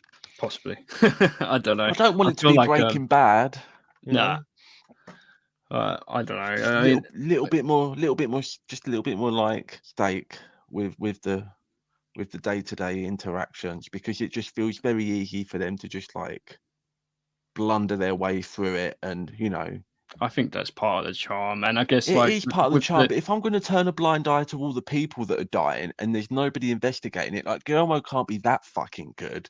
Like he's having to do like Dexter level operations like every night, when he's also like cooking and cleaning and fucking dusting paintings and shit, I mean, and also is able to like stealthily, covertly like go out every night and like bring home victims for them to kill that we don't even see. And I don't want to see it. I just feel like, you well, the know, irony of like your argument is that it can all just be swept away with the fact that it's fucking vampires, and it is vampires just aren't real. vampires. And I love how they slowly developed him into like, you know, a kick-ass, you know, vampire Yeah. slayer. Like, and the way that they brought that reveal, you know, where you're just like, oh, it's like a Dutch name, like a Van Helsing. And you're like, ah, and before he even flashes back to the other things, you're doing it in your head. You're like, oh, there was that and that. And he accidentally walked in there and knocked that down there. And like, he was like spending more effort trying to stop himself from accidentally killing people. Yeah. And how he slowly like leans into it, and he's just like, yeah, I've just got these reflexes, and when I need to do it, I can do it, and they just kick in, and then I can still be like, you know, timid and unsure of myself because I'm trying, because it's that thing. It's like you're trying to impress the girl that you like, So even though you're confident, you're still like second guessing yourself, and that's how we act with with Nandor particularly. Yeah. And there's a very subtle like, will they, won't they? Because part of you feels like that's not off the cards. I feel like any outcome or any like change in the status quo feels like it could happen. Yeah. Well, that's it. I think like it's not really addressed until season 4, is it? Like, Guillermo's like preferences, I say, to try and be vague or whatever. But like, yeah, you kind of get the sense, I guess. That was really well handled because he's it's fucking hilarious. Because he's in Nandor's body at the time, right? And he goes to talk to somebody about his relationship with Nandor, but he as Nandor, and they're like, it sounds like you're familiar, like your friend likes you as more than a friend. And to see him as Nandor, but play it as like Guillermo, realizing. That was not the episode I was actually referencing, right? But like that is great as well, and that is really well handled. You're like, oh fuck, like, because if you would have said like at the beginning, like, oh, Guillermo's gay for Nandor, it would have just felt like such an easy, low-hanging fruit joke to do, to have that, to play that dynamic from the beginning. Yeah. But to actually like drop it on you like in real time from his perspective and have it like dawn on his face, like, and you're just right there with it, was really surprisingly effective. And they haven't lingered on it too much after that as well. It's in the back of your mind, and everyone in this is like, is flexible regarding their sexuality. There's very little in terms of like rules and regulations. They're just organizing orgies and, banging. They're both Laszlo and Naja are banging the Baron or whatever. Yeah. So it's not out of the realm of possibility. Like, could Nandor and Guillermo be the Ross and the Rachel? Like, I would not pull it past this show to go there.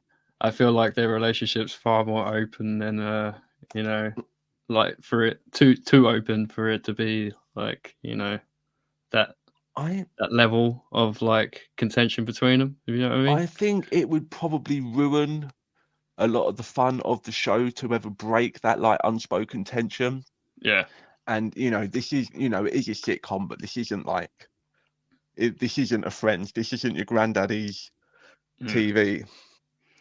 So, but at the same time, they could subvert it and do it because of that, and I wouldn't be mad if they did. So we get one big cliffhanger at the end of this show, at the end of season 4, where Guillermo's been, he starts like, he's taking money off the top. He kind of starts developing this like, fuck you, I've earned this, I'm going to take what I want out of the situation. You get a little bit of like a, not a mean streak, but a bit more of like a, an edge to Guillermo as we move on, and kind of really test like your tolerance with him and like how much you're willing to stomach him doing. Because like we say, he is like dragging people and getting them murdered like on a daily basis, presumably. But then at the end of this, he's like, fuck you, I've had enough. One of these old vampire killer dudes that I found by accident, the Mosquito Club or whatever it is. I thought that was a great joke. The Mosquito Collectors. And then they do like the big reveal for like, we're actually the Vampire Killing Club or whatever, with Craig Robinson and stuff. Yeah. So then we have one of those guys who then, through the course of the show, is now become a vampire. Everyone's getting to be a vampire before Guillermo. He's so pissed every time this happens. It keeps happening. And then eventually he shows up. He's got all this money that he's been taking off the top. And he's talking to this this vampire dude who used to be one of the Slayer crew. And he's like, I'm going to help your life out because I see how much you're struggling. You can't get a job because you can't go out in the daytime, and you don't have like these ancestral funds that these other vampires seem to always have going on. And it's like, big bag of money. You're going to make me a vampire. Boom. That's how we end. Are we going there, George? Like the relationship that will never be? Would that ruin the show? Is there I a way don't. that they can do that, or would that be a step too far for your taste? I'll give it some thought, but I don't think it could ruin it. At this point, I'm like, I don't see what could really ruin the show. Not to be like overly Yeah. gushing about it, but like, I don't know. Yeah, like a geyser of blood. It's weird because anyone who sees this, if anyone's to watch this who's from the States, it would be like they already know. But Yeah. I can't see it being a detriment if he does become a vampire.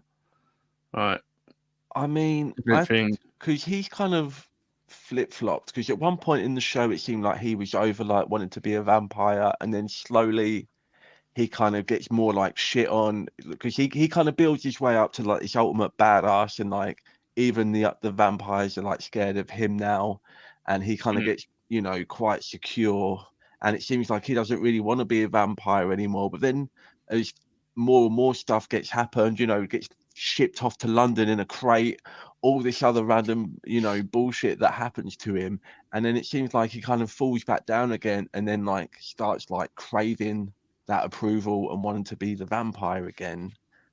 And but you got to think, like, deep down, does he really want it at this point? Because it would completely change the dynamic of his relationship with Nandor, because then he can't clean up during the daytime, he can't do all of this other stuff to look after them. So exactly.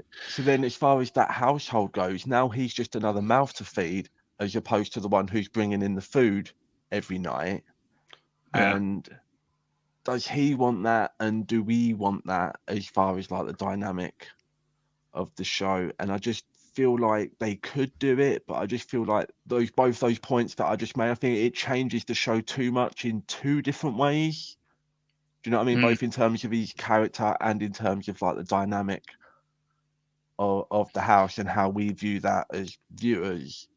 And I just feel like it's just a double-edged sword, and I would be interested to see if they pulled it off and they're like, right, season 5, he's a vampire as well now. How is that gonna work out? But I do feel like that really, again, just comes down to how they execute it, and I think they'd be walking a very fine line if they chose to Yeah. do that. Well, I mean, what's your prediction? Because I personally I feel like they're not gonna go there. I feel like somehow he's still gonna continue I have to a be in his. prediction. I think that we're gonna pick up on season 5, and he's gonna be traveling around with that guy. I can't remember the character's name, but the ex-vampire killer vampire dude. I Yeah, feel like works in the 7-Eleven. they're gonna be living together, and he's gonna be basically like he's familiar, and he's kind of just falling into that rut with somebody else, but he's not really happy. And then by the end of like season 5, episode 2 or 3, something will happen, and he'll come back Back to the to vampire the mansion. crew, yeah, to the Yeah, house. yeah, yeah. But Well, is that basically what you had as well? kind of. Yeah, I can just see it.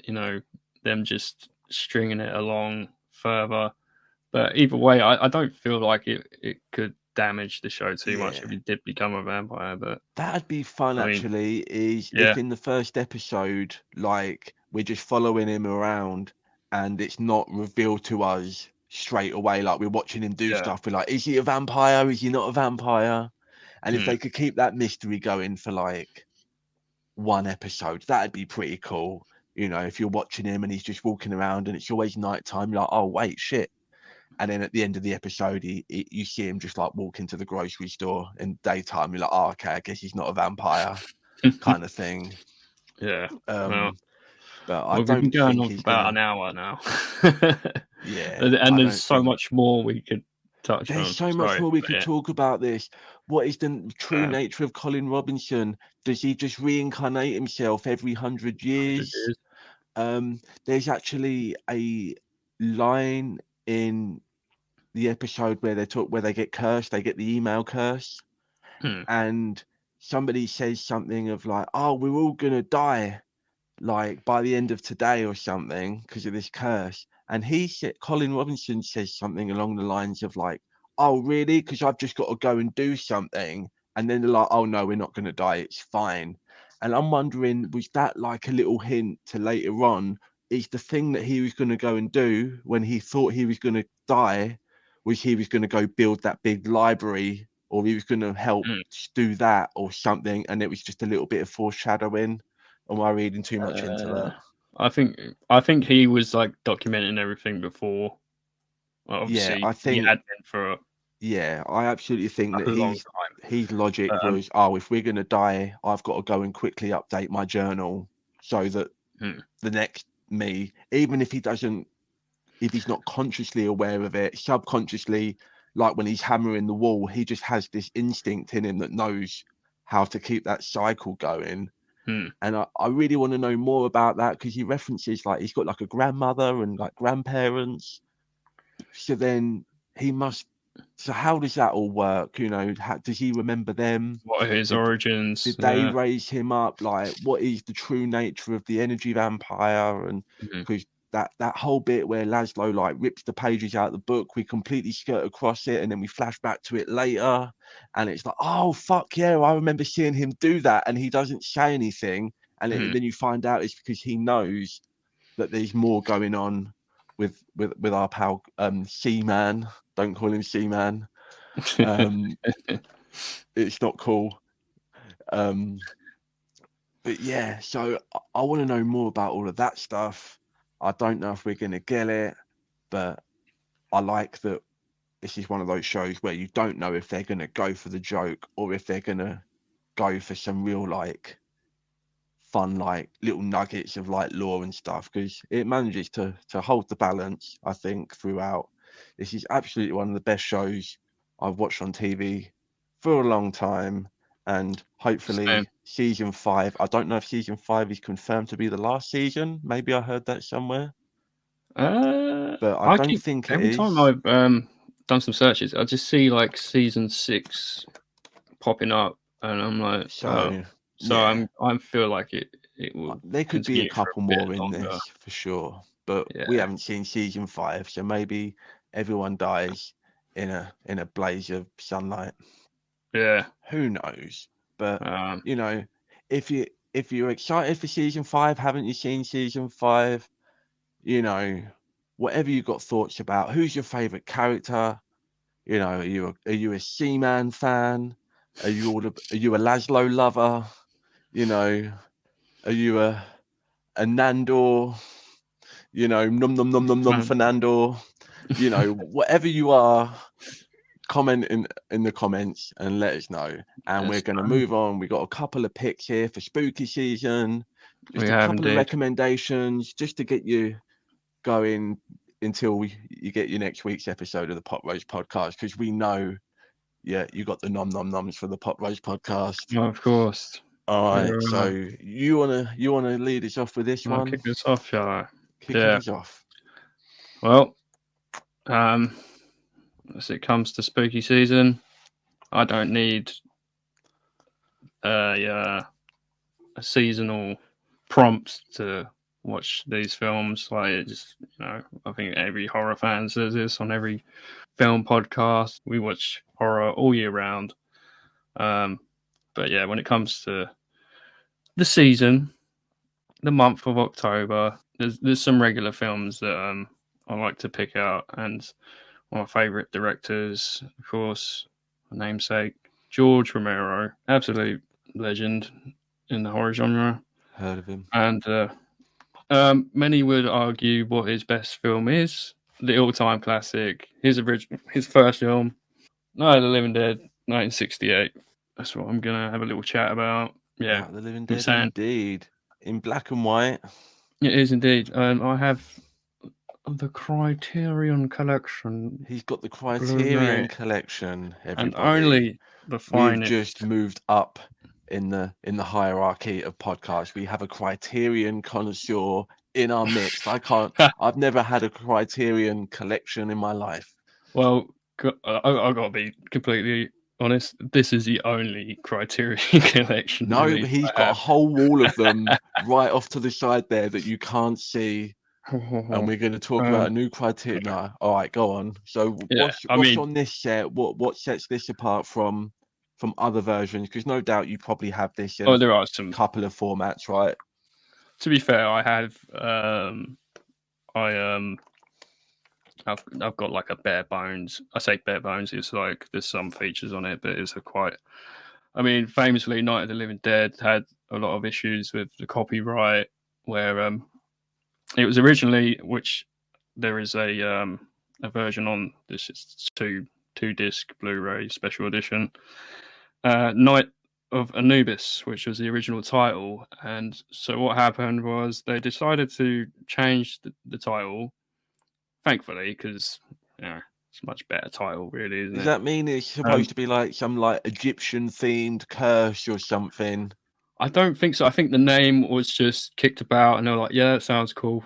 I Yeah, could be just wrong. like I the think alliteration of it. Yeah. there's not much on that, as far as I can remember from interviews and such. But literally, that's the story goes. Changed the title.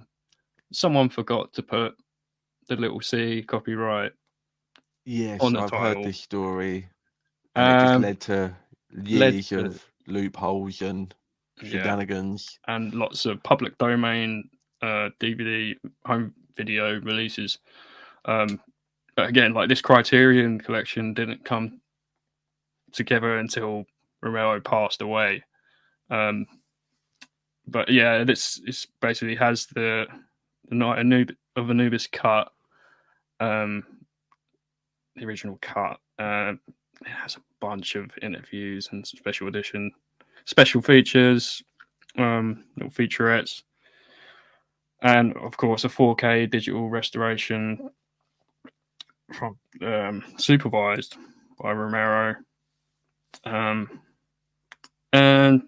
yeah, it's a beautiful representation of this amazing Yeah. film. It's just like it is just an all-time classic. But don't know much to say. Like, What can you say, really? This well, just what sets that such hasn't like, been said, you know what I yeah, mean? what a precedent for like a whole genre, that this is like a whole subgenre that this is invented, a whole Yeah. like movement in pop culture. You have Mhm. like Bram Stoker created Dracula and Mary Shelley did Frankenstein, and this is like, we've had like werewolves and witches. Like this was a genuine, like, bona fide new entry into the creature lexicon that has absolutely withstood the test of time and deserves all of the the prominence that it has in like modern pop culture, not just horror, but who And film hasn't in woken general, up yeah. like a zombie or felt like a zombie, Mm. or eaten the flesh of one of their friends. Like, we've all done it. All Yeah, right, so and the political stuff is just, unfortunately, is just relevant. And the social commentary is just as of course. scathing as ever. But All the elements that, if like, just all come from this one, like, and you can remix them as much as you want. The influence of this one is just felt unanimously in everything else. 100%. I mean, you pretty much touched on it all there. But like, yeah, it's the first depiction of zombies eating people. You know, flesh eaters. Before here, it was just like zombie was like a term that was mostly linked to voodoo magic. There was white zombie, famously. The Why Rob is it Zombie just band. Yeah, gotcha. that band? Yeah, they obviously stole that from the film with your boy.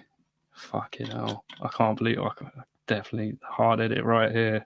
That was his name, your boy, Why can't I fucking remember? on Stop making everything. jokes because it's not going to be in it. Bella Lugosi. There you go. Right, there you go. Fucking hell. Yeah, yeah. So White Zombie, Bela Lugosi, zombie ritual stuff. Zombies are not the zombies we come to know and love that Romero, basically invented. Yeah. I say that there was an ongoing feud. I won't get into that. Most people know this stuff. But yeah, Night of the Living Dead. It's just it's an all-time classic. There's the social Absolutely can't commentary. beat it. Obviously, it's funny because a lot of people note that people say the zombies eating people is said to reflect the social tensions of the time with late 1960s America, Yeah. the civil rights movement, Vietnam. There's Boarding up your windows so that the other people don't get in, yeah, all of this stuff. And again, it pertains to culture as much now as it ever did, for better or worse. Makes for yeah, a cracking movie though. indeed. So And people again, just keep hating each other because we keep getting good content because of it. yeah, again, Don't I do feel that. Love each other. yeah, love each other, have fun. Yeah, like Romero himself said, like people said, "Oh, you're brave." He was brave to cast, a man of color in the leading role. And he Dwayne said, "How do you Jones. know he's black? The movie's in black and white. You fucking idiot!" Like it. Like who did you speak to get a fucking early cut of the fucking of the original print? Don't fucking bullshit me. Romero said. He said it doesn't matter. I don't see no race. I just see the zombies. That's all he cares about. Well, that's not actually what he said. He said we casted Dwayne Jones because he was the best fucking actor that they knew of or tried Yeah. read for the role, and he does I say like watching it now. There is some Yeah. I don't know how to put it, like I want to say vaudeville level acting. Like it's Yeah.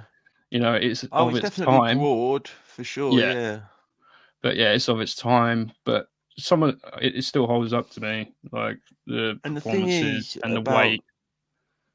you And say about like the social commentary and the actor. It's like the commentary doesn't change based on who you cast in that lead role. That's why it's kind of enjoyed so much and it's so universal, right? It's just because and I don't want to be too cynical now, but a lot of times now a movie will very much cast somebody to make a political point and to get that kind of rise and reaction out of certain people, like a Ghostbusters 2016.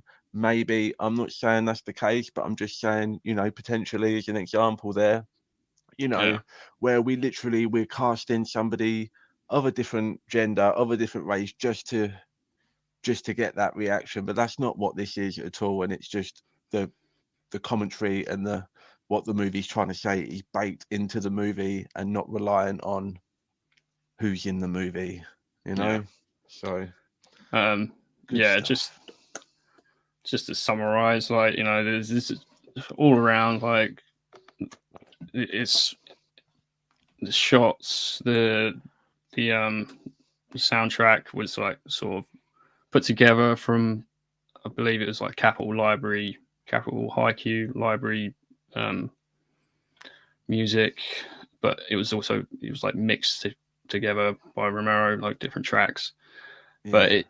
it's just like this ethereal, just looming, like dark. It's almost sci-fi. It's more sort of sci-fi sort of tone at Yeah, point, like you're but expecting it's like that theremin to come in, like yeah, it's very much got that kind of, obviously it's remembered now as like a horror thing, but it is kind of like a sci-fi concept, it's like this yeah, outbreak or this virus or this foreign thing that we don't understand. Obviously it's in black and white, so it just evokes that vibe anyway. Does the Criterion collection have like the color version on there? Because I know there is a no. colorized There is a version, colorized version, which but I do not this is the own. pure. No, you're not all about the color version. Is the I wouldn't mind purists, I would taking a look at it imagine. because I've never actually seen it.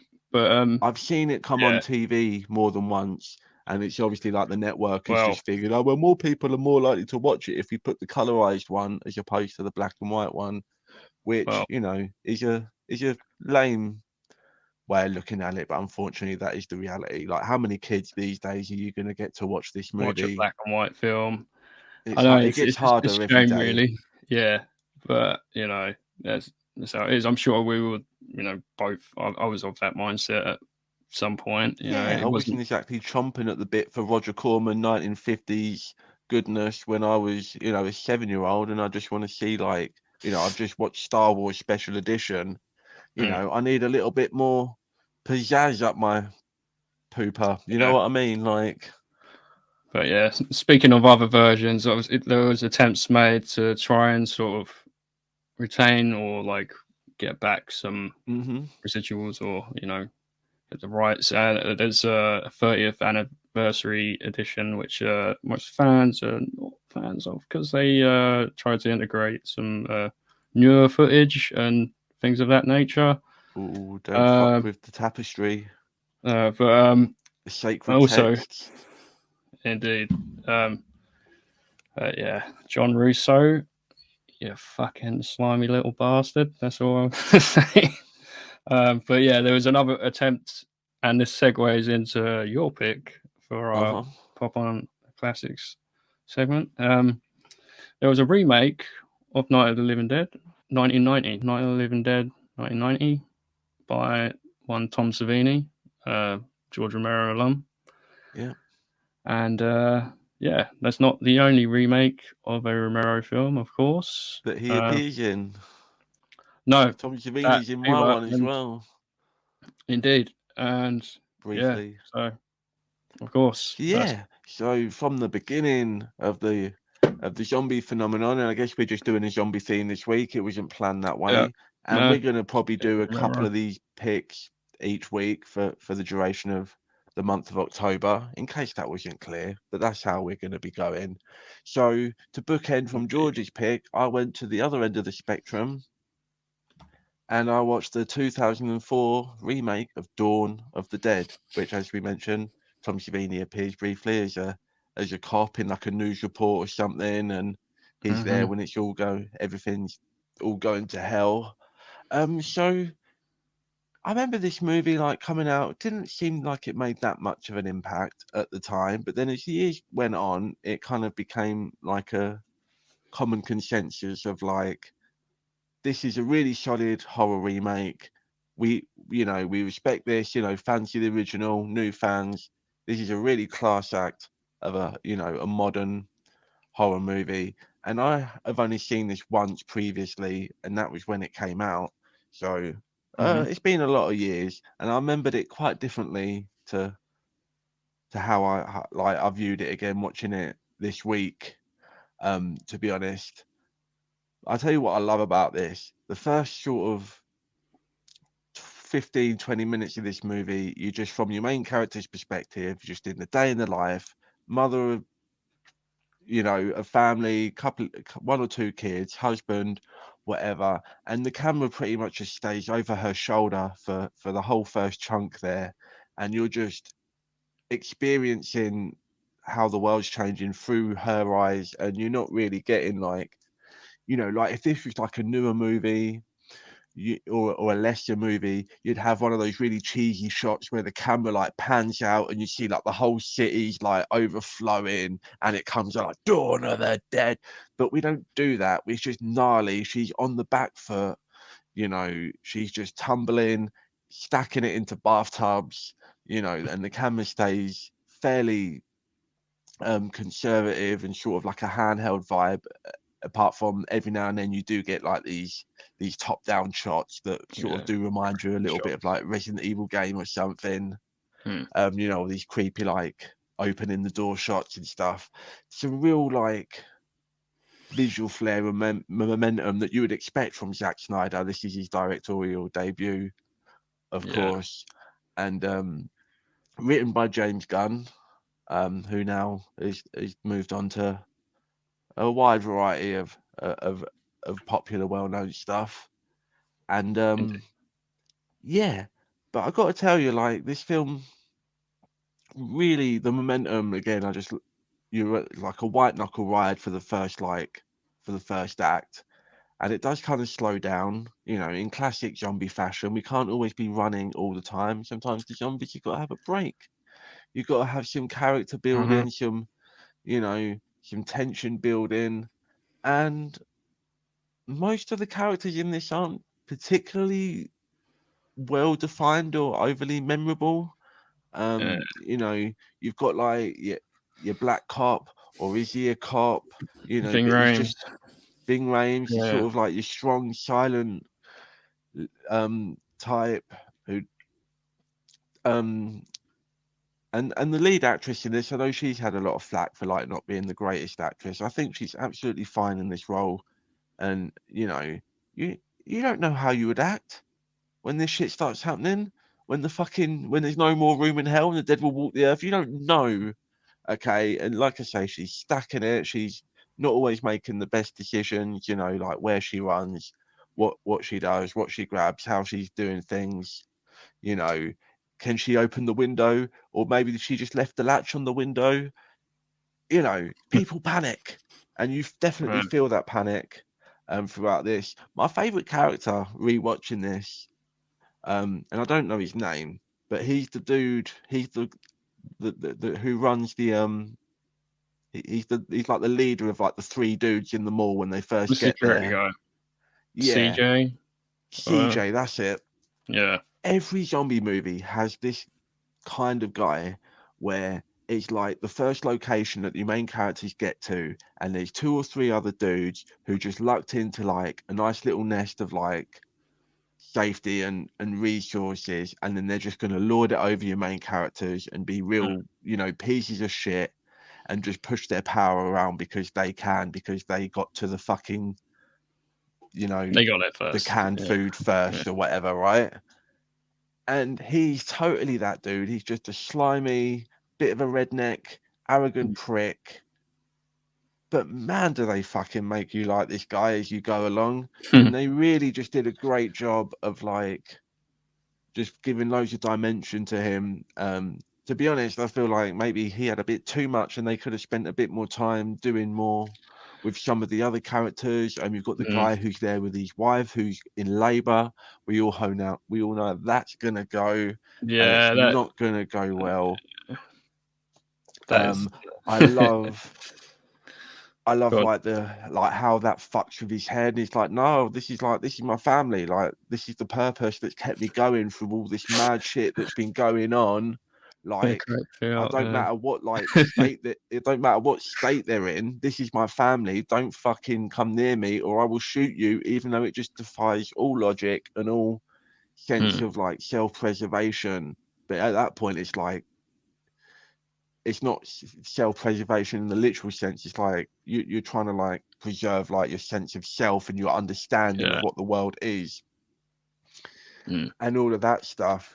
Unfortunately, and I don't know if we were supposed to be coming in with like glowing reviews of these. Obviously, we're not going to badmouth Night of the Living Dead, but yeah, this did. I think it kind of peaks with the baby scene, and there's not really any overly defining like third act like moment or set piece that really, it kind of just descends into chaos, which again is the intention, I would assume, because you know it's not everything's going to be just, well, it's very much in the vein of the original film, of course. Yeah, of course, yeah.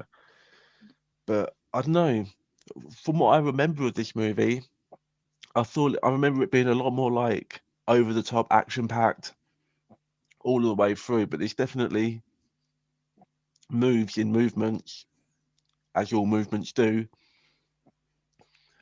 But this is absolutely a solid like gateway if you're not like, you don't want to get too slow, you can't deal with the black and white, you know, but you don't want something that's just like, you don't want to watch like Resident Evil or something like ridiculous. This is a real solid like introduction into zombie movies.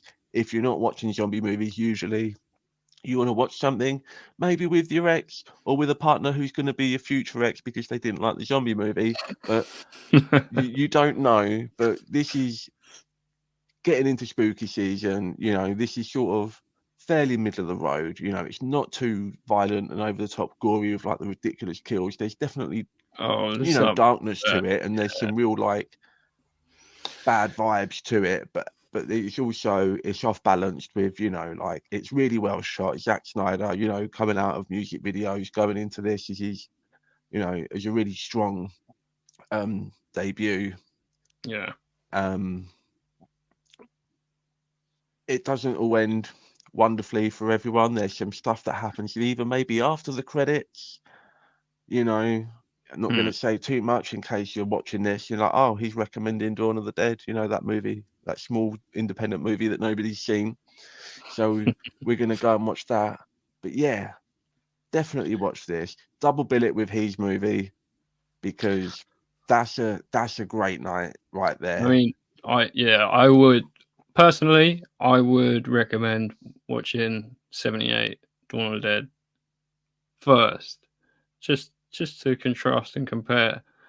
Of course, I'm a Well, bigger fan yeah. of the original. As far as horror remakes go, in general, not the biggest fan of I most of would them. This is say, a better one, yeah. definitely one I of the would better ones. say if you were going to watch his movie and my movie and you wanted to watch one other zombie movie, I would say I would go 28 Days Later.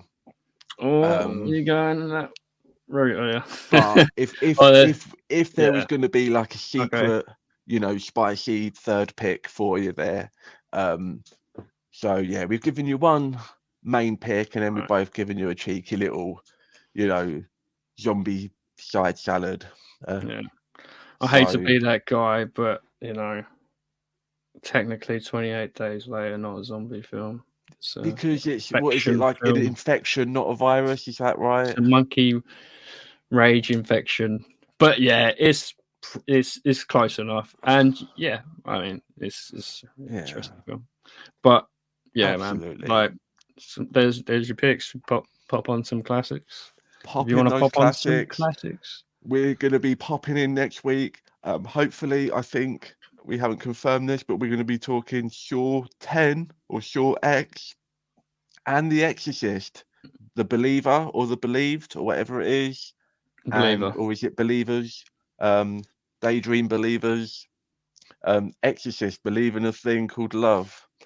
And we're going to be talking about those two movies. We'll have one more pick each, you know, for like the back catalogue of horror movies that we're going to be talking about. Maybe some other trailers or some other news things are going to start dropping out now that we've had this writer stuff resolved. Maybe the actors will be resolved, pay them what they want, give them everything they ask for. It's the right thing to do. And also, don't forget to click like, click subscribe, drop a comment, do all of that stuff. Share it to your friends, share it to your family, share it with your wife, but don't share your wife, or do whatever you're into. We'll see you next week on the Poproast podcast. Boom. Peace.